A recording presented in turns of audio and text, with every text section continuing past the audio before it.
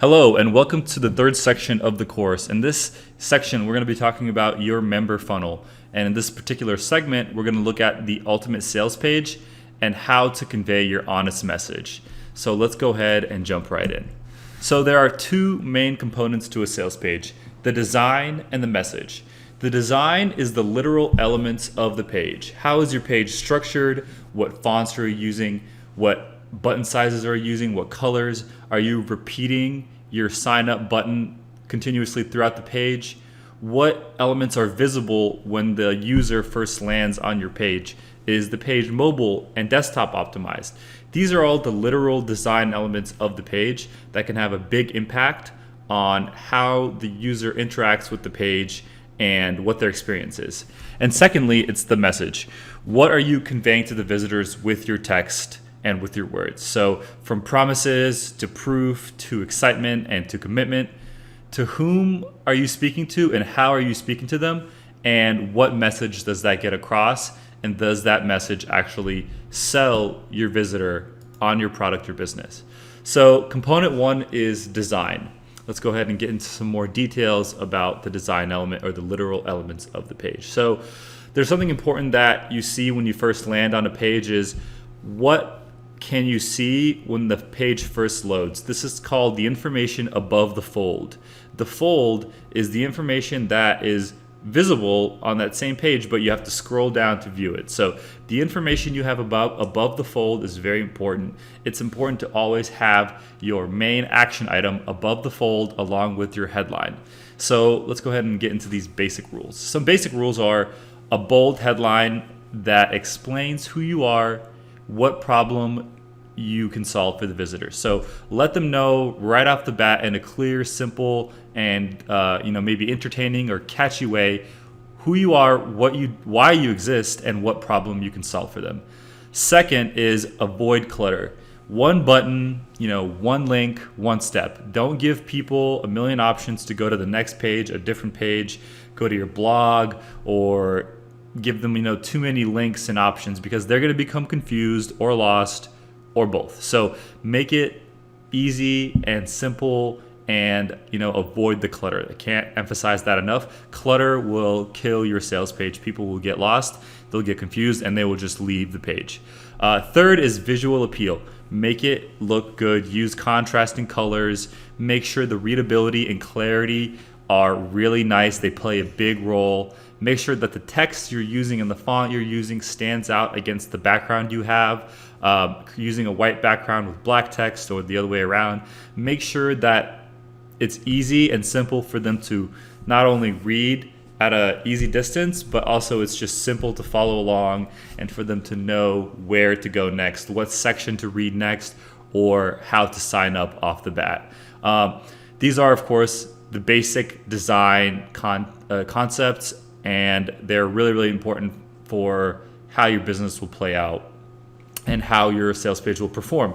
And we're going to talk about more of the design elements when we get to the examples later on in the video. But for now, we're going to go ahead and move on to component two, which is the message. So in the message, it's going to be more psychological, more in depth. You're going to really have to use some sales and some understanding. And it's really important to keep in mind that how you talk to your potential client, how you talk to your visitor, and what you expect of them is really going to make a difference on who is sold. So if you're selling a product for a specific person, talk to that specific person, relate to that person, understand them, and then that person's going to become a client. They're going to understand, hey, this is for me. So the way you talk, the tone, and the method of communication, how difficult your writing style is or how simple it is, it's really going to make a difference on who's going to be able to trust you and who is not. So let's go ahead into the main items that you must convey. So off the bat, brand purpose. Who are you and why do you exist? Let them know, like I said in the design section, what problem can you solve for them?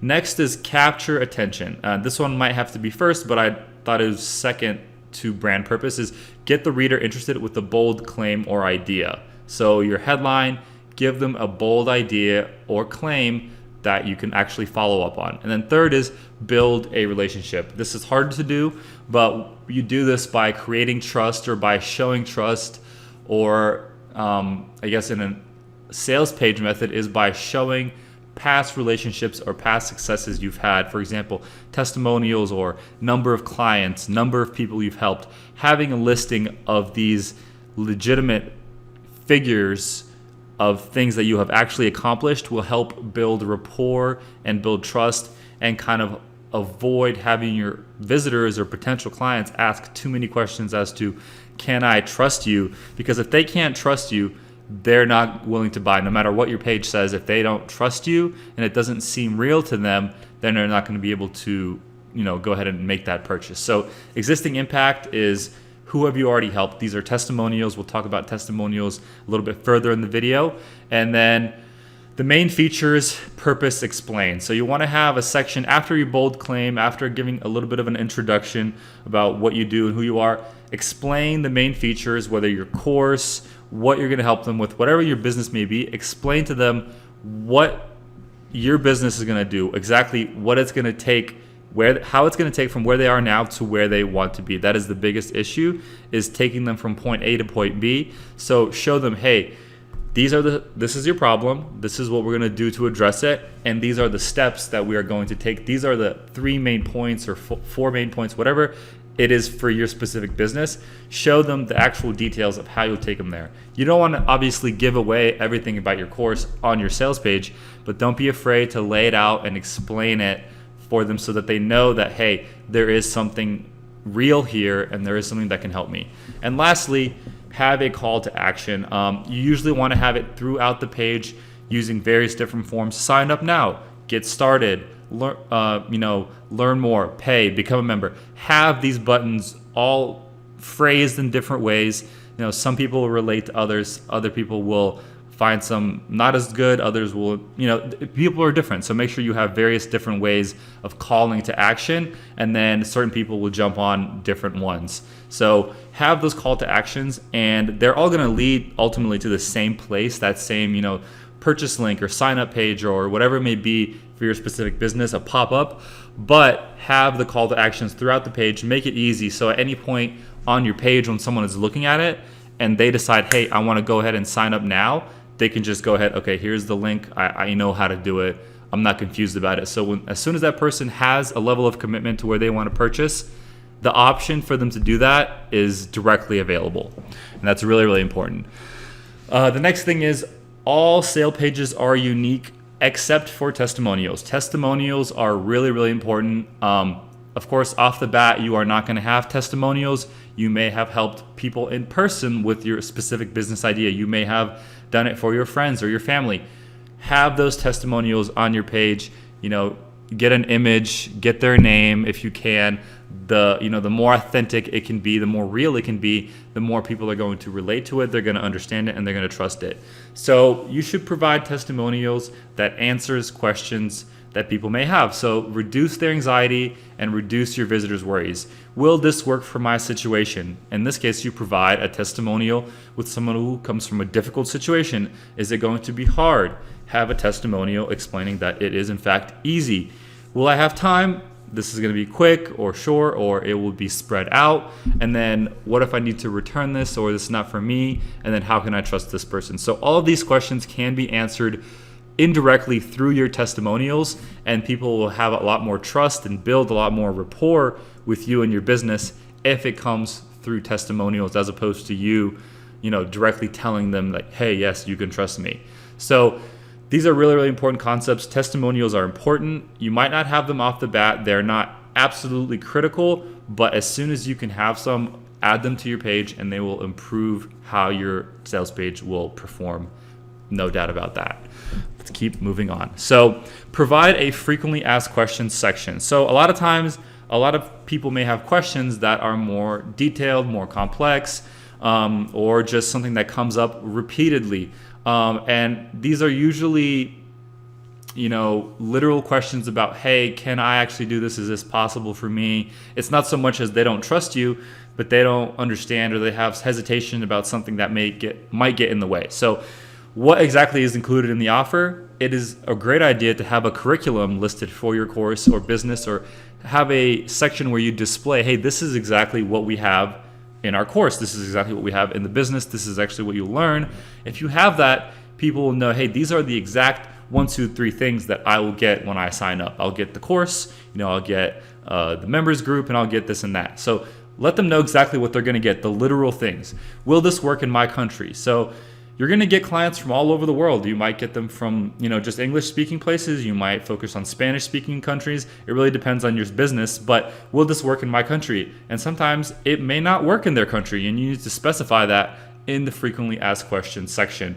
And this doesn't have to be super in depth, but just these few questions are going to help a lot of people, decide, hey, yes, this is for me, or no, maybe this is not for me. So who is this for? It's a really common question. Am I the right customer for this?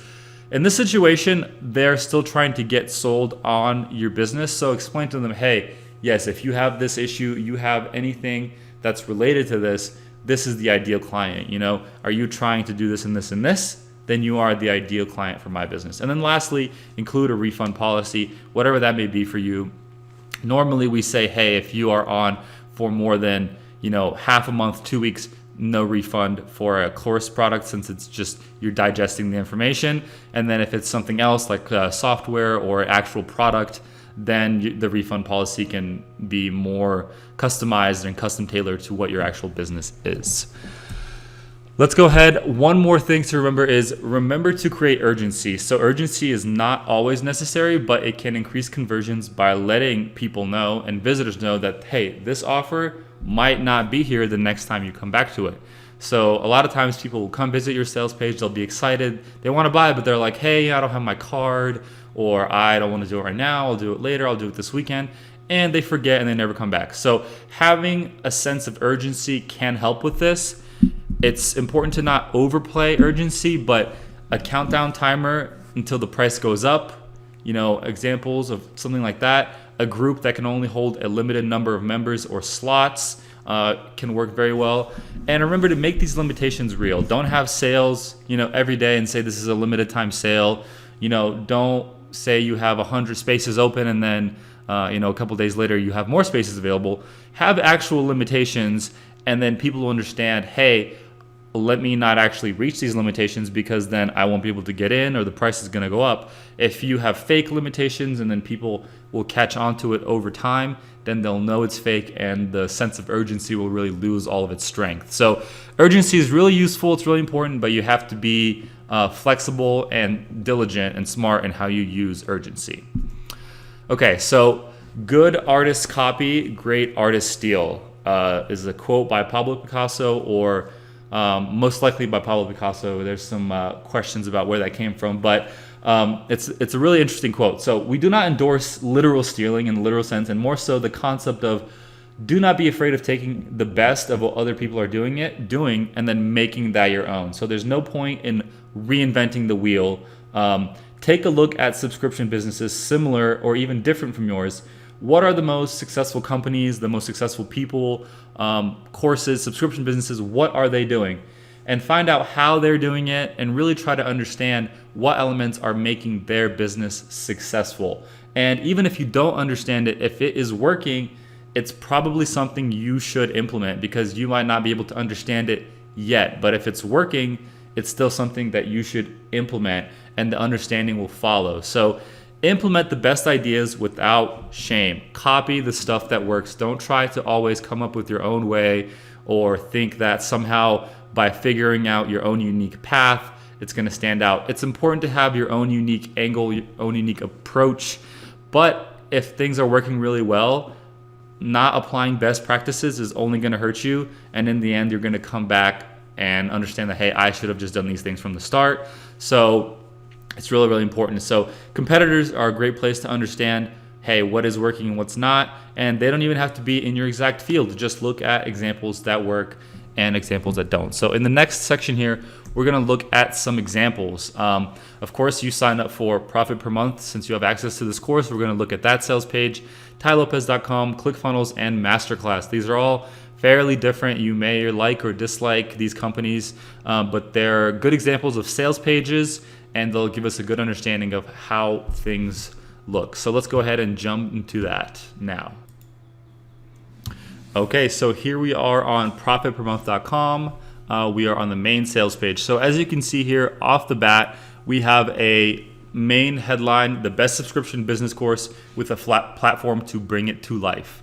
Quickly build your membership business into a monthly revenue generating machine. So off the bat, it captures your attention. You know exactly what this is. We have a screenshot of the actual course on your computer and on your phone. And then immediately you see, hey, this is what you get access to. You get access to the training, you get access to the group, and you get access to PPM member management platform, along with some screenshots and details that explain it. So off the bat, it's simple, but you have an option to enroll right away, a simple pop-up right there, easy to do.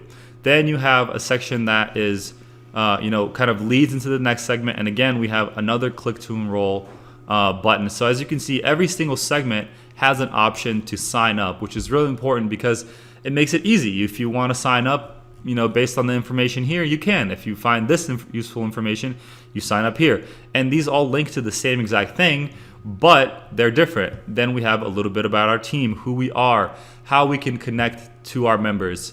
And then we have a detailed call to action. This is the call to action page right here. This is what you get, and this is where we recommend you sign up. And then of course we have a curriculum where you can see exactly everything that's in the course. We're not hiding it. We're not making it difficult to find. You can see exactly what you're going to learn. And just this alone is very, very convincing. I've personally purchased courses and subscriptions based on just this element alone because, hey, I see exactly what I'm going to learn. There's no confusion about it. It's directly in your face and there's nothing to hide. So this is what you're going to get when you sign up. And for that reason alone, it's very, very easy to commit to it and jump in. And then if these things are not there when I sign up, which is, I know exactly what I'm supposed to get, then of course I can ask for a refund.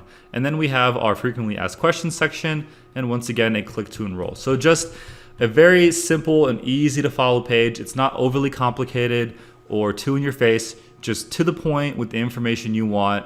And it really lets you know what you're going to get when you sign up. Another example is Tai Lopez. So you may have heard of him, you may have not.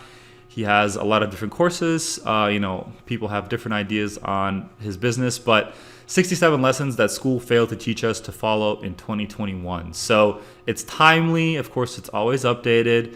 It's very important. Failed to teach us. It captures your attention. Then there's a long video and then a simple join button right above the fold. So the fold is here. I can immediately see join for this price. And then of course he has more information about him, who he is, the features, and then answering some questions. And then of course I'm surprised he doesn't have testimonials in here, but it's really, really good idea to have that.